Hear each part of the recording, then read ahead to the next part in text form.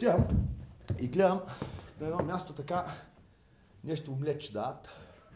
Така, че бяха преди един омлет, така се изморих малко.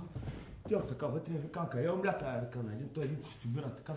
Той към няма, той вика, не е омлет, той е амлет. И викам, който е, така ела да виж, така, вика, той е нашата култура, тук вика, страшна работа, вика, страхотно ще ти хареса. Викам, добре, айде, влизаме вътре, то всички ни костюмирани, такова, влизаме вътре, то някъде са седни. Викам, дай някъде седна, вика.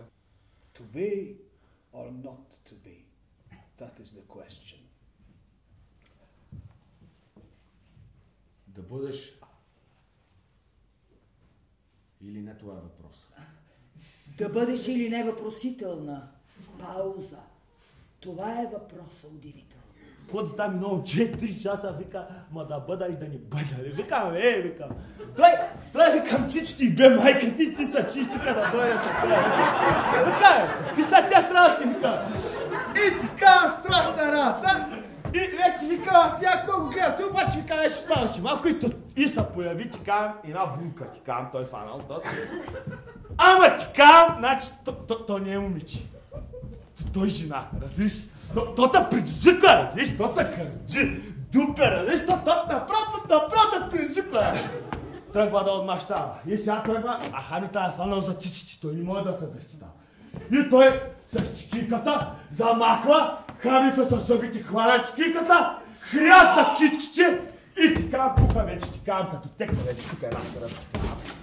Тук вече като текна ти казвам.